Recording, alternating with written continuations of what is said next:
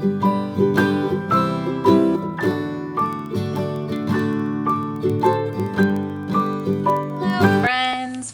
to my channel. I am Megan. This is my channel, Creating Essence. If this is your first time here, welcome. If it's not your first time, thank you for coming on back. Today I'm going to show you what I'm doing for my 5th graders school curriculum this year. For math, we are doing Abeka. I really appreciate the Abeka curriculum. It works well for us, for my daughter, and we do it a little bit differently than the curriculum says to. For example, this is the only teacher book I buy. It is the answer key. So it has every lesson shown and it has the answer to every problem. I don't buy the curriculum guides because so far I haven't needed them and my kids have really thrived. So we look at the page. There's this content up here of what's being covered in that lesson. I teach that to my child, whichever one it is. We do the class practice all the way down. And then on the back, which is review for that day, I circle 1 or 2 of each kind of problem. Like I'd circle 1 or 2 of those, 1 or 2 of those. Since there's 3 of those, probably only 1. In 5th and 6th grade and beyond, they do have homework listed, which is in the back of the book. We don't do homework ever. Yeah, that's how we do math. If you want to see it a little more in detail, you can see my 5th grade school, our year in review video for her, which I will link in the info box. But that is her math for this year. For language, she is doing also Abeka, God's Gift of Language C. Same with the math. This is the only teacher book I buy. The answer key. It is the same way. It is each lesson exactly as it appears in the book, but obviously condensed. And it has the answers in blue. In language, we do cover everything because it's not nearly as repetitive as in math. Or I haven't felt the need for teacher's guides or curriculum guides, so I don't buy them. Next, we have spelling, vocabulary, and poetry. This is also Abeka. I really like how Abeka puts all their vocab and various words into, like, say, their language lessons at the same time. So my kids are seeing and using their vocabulary words in other subjects.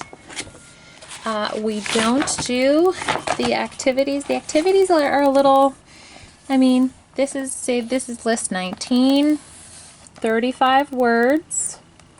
They'll be expected to know what each of them means, which a lot of them, they already know how to use them, so it's not a big learning thing like marriage, storage, mileage. But this is all that they have as far as activities for how to teach those words. We do it a bit differently. On the first day, she will read them aloud to me as well as the meaning. That way I can help her with any pronunciation. And she will read the word and the meaning, spell the word, then read it aloud again.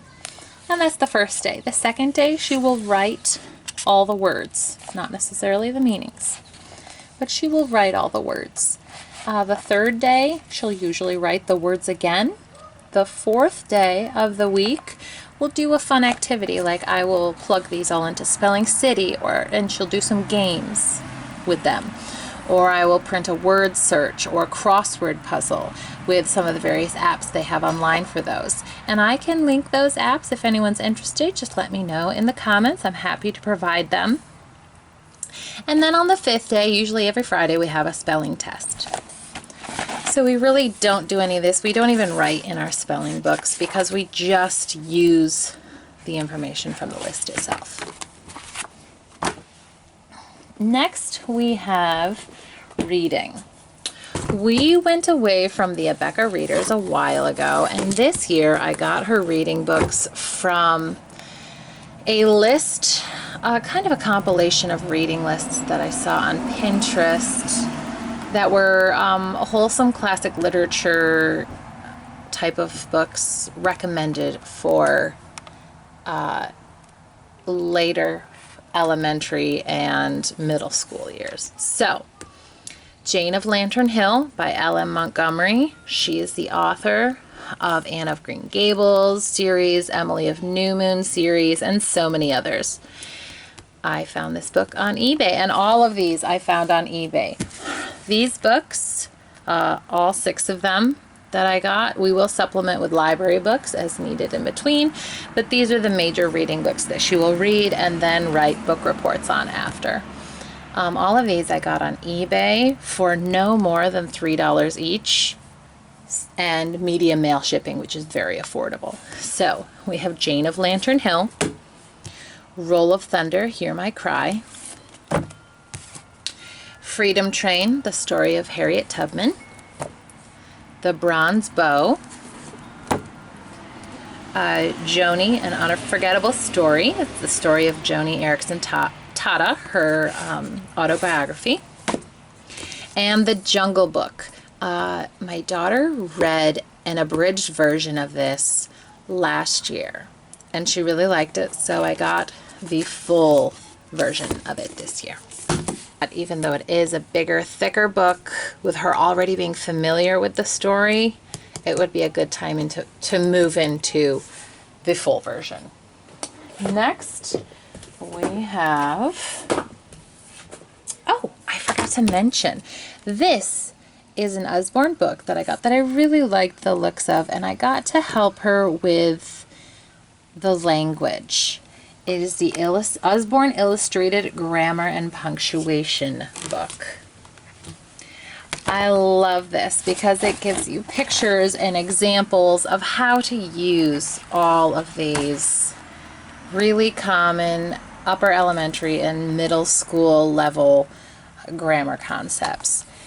And what makes it easy is that it really is a reference book. So in the back it has all these key terms. So if she's struggling with something in language, she can pull this book out, look it up, and have some help here in a fun, colorful,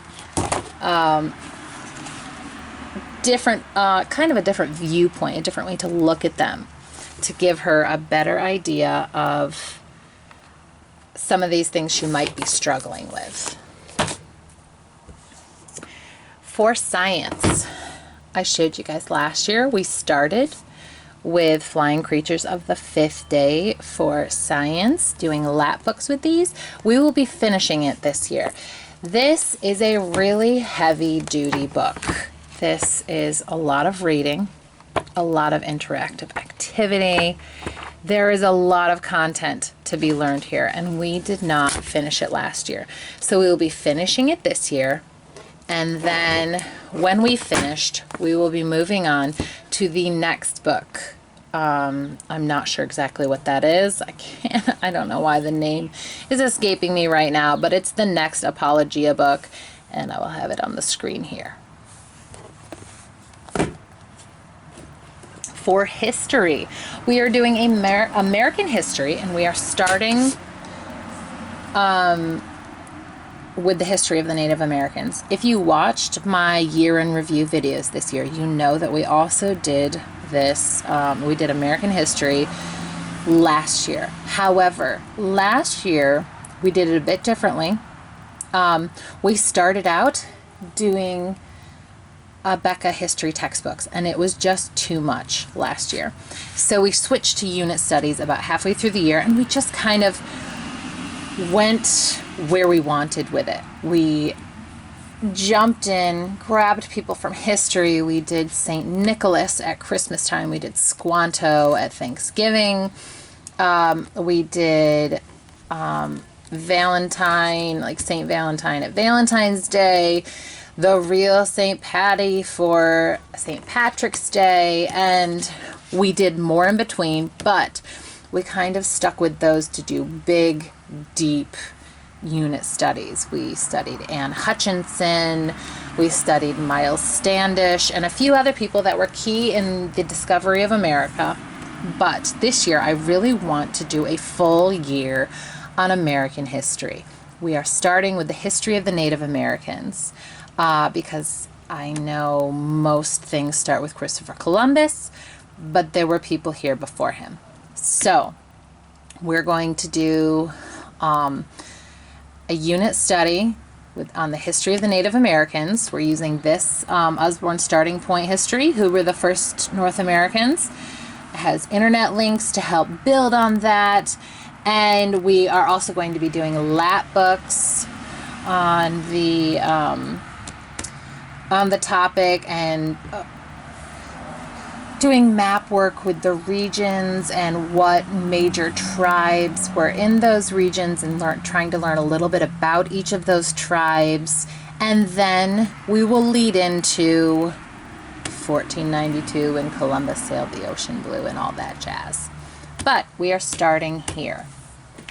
I'm not sure how far we will get, but I also purchased this, the Smithsonian Children's Encyclopedia of American History, because I saw a lot of great reviews on that.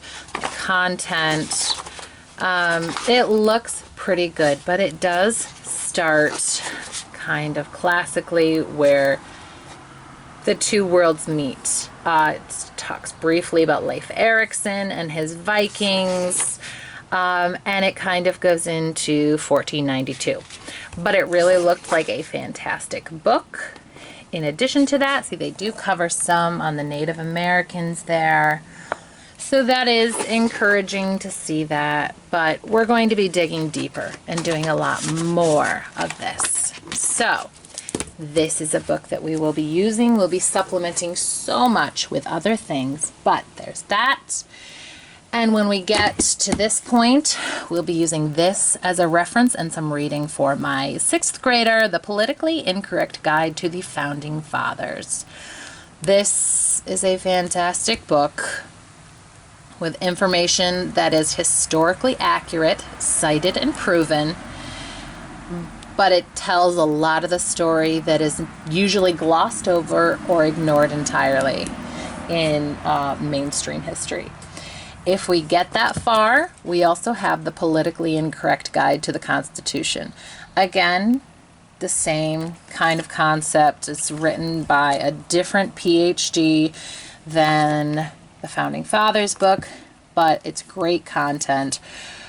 Historically backed, recorded, proven. It's not opinion stuff. It's just the stuff that's usually glossed over and left out. And I really want my kids to know the whole story. So next, we have what was going to be our health book. Ashley of Grace and Grit recommended this book last year, and I picked it up and read it myself, intending to do it for my 6th graders' health this year.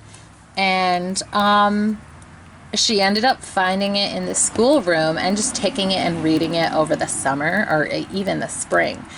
And she loved it. And we had so many great conversations, but she just gobbled it up. So we're going to be, for health, working on human anatomy, health and nutrition, and things of that nature. So to help meet those needs, I have a stack of books here. This one was recommended by Candace of Homeschool on the Hill. She said her son did it this last year and really loved it, but it is Usborne Understanding Your Brain, Lifting the Lid on What's Inside Your Head. It's another internet linked book. So there are links to dig in deeper on the topics, and I thought that was awesome. The Usborne Complete Book of the Human Body, another internet linked book, but it's really interesting. It's fascinating with its illustrations and real pictures, and it really is, it looks complex, but it is so good for as far as getting the kids' interest and making them want to know more. So using that, and this is just kind of a little bit lighter version of the Usborne Complete Book of the Human Body. It's more of a fun one, the Usborne Human Body Reference Book. This does have a lot of the different things, what are the bodies made of, and the different systems and the different views of the body, like the circulatory, nervous system, lymphatic system, and it goes over the bones. So this is not nearly as in-depth, but it is another good one that I feel like is good to have in addition to the other one. I don't think one could really replace the other. This is processing food, and it goes through how it comes down and every single bit of the way and what every organ does. Hello, kitty. Rocket is very interested in 6th grade as well. So we'll be using this as well for health, and talking about nutrition and just how applicably, like what's actually in our food, what's actually fueling her body. And on that note, this book she saw and begged me for, the Usborne Start to Cook book. Now she loves to cook, loves it, but she wants to get more proficient in the kitchen. So I told her we could pick this up.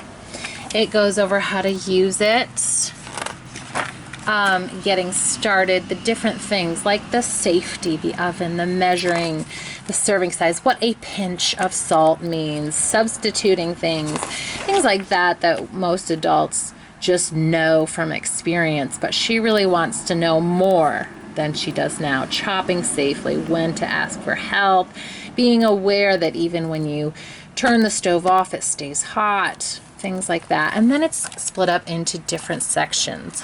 Fruit and veggie recipes, dairy and egg recipes, pasta and potatoes, meat and fish, rice and beans, bread and pastry, cookies and cakes. So she picked this, and she is very excited to start working on really making food start to finish herself and becoming more proficient in the kitchen. So this is kind of one of her electives that she chose, was cooking class, as it were. And we also have art. She is one of those kiddos who is not super into a lot of the hands-on arts. I guess cooking would be more of her art, but I found this on sale and she really loves it. Just quietly focused, coloring, the fine motor skills, the working with colors. So I picked that up for her. And this was also pretty fascinating for her. This was something I found at Aldi that if you watch any of my Aldi hauls, you probably saw it.